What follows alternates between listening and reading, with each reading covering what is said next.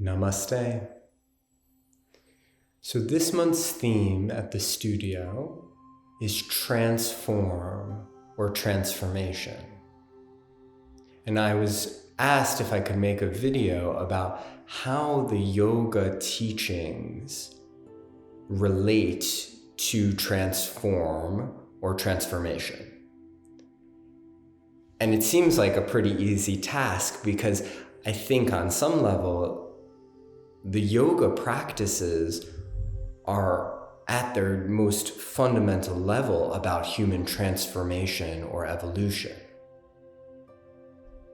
And so there's a lot of different ways we can think about transformation, but starting in a kind of sequential or progressive lens, a lot of the techniques that are taught in Western yoga studios are hatha yoga. Hatha can be considered the forceful yoga or physical yoga.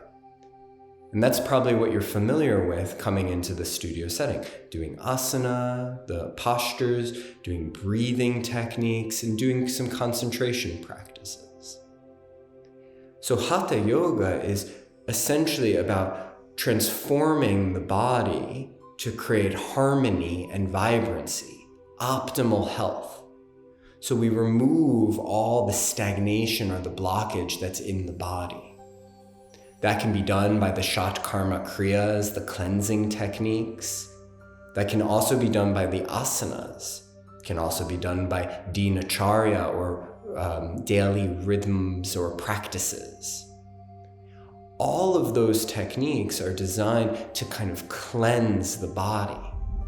And as there's less stagnation or blockage in the body will change.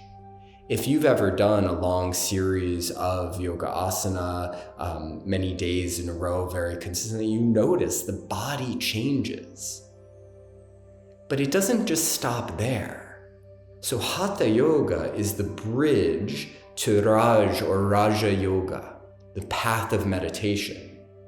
So as the body transforms and you start to incorporate more of the energetic techniques, so the pranayama or some of the kriyas, such as energy movement techniques, it allows the yogi to move through the latter stages of Raj Yoga. So from dharana to dhyana to samadhi, the idea of concentration, meditation, and absorption. So as the physical body changes, then the energetic body changes, then the mental body changes. And as a yogi experiences one-pointed concentration, the mind becomes very sharp. And the last stage or last limb is about absorption. When the mind is sharp enough that it can become absorbed into stillness, one can experience self-knowledge, knowledge of the true nature. And this can lead to states of bliss or joy, but maybe most importantly in the kind of idea of transformation is that through self-knowledge or understanding your true nature, everything transforms. Because through that sharpness of the mind and self-knowledge, one starts to begin to realize that you are different in the associations of your life.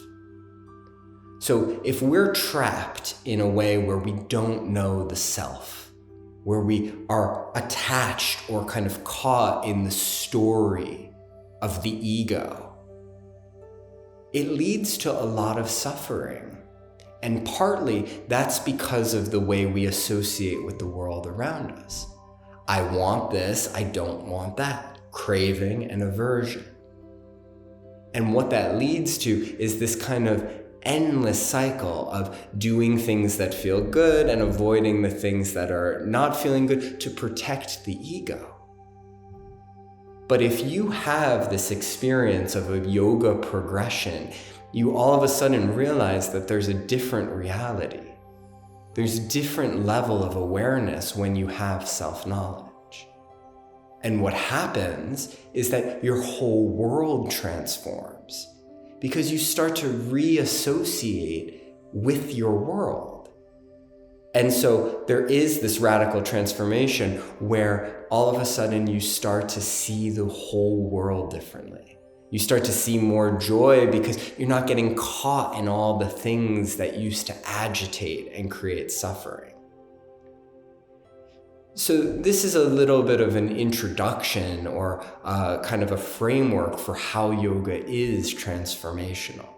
We start on the physical level. We start by cleansing and getting rid of sickness or illness or disease in the body.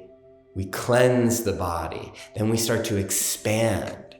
And that expansion allows more energy and more vibrant energy. And then we can control or concentrate the mind, and then we can know the self. And through self-knowledge, you begin to live in the world with self-knowledge.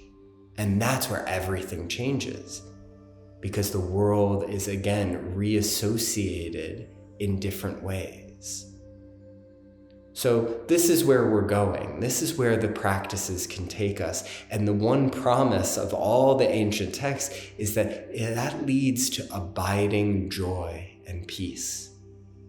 So if we're thinking about transformation, is there any bigger transformation from going from being okay or, having an okay experience to having one that is filled with joy and peace and radical awareness? So I hope that this is helpful. Please be in contact if you have any questions about the techniques, and I wish you all the success in all of your practices and all of your pursuits. Namaste.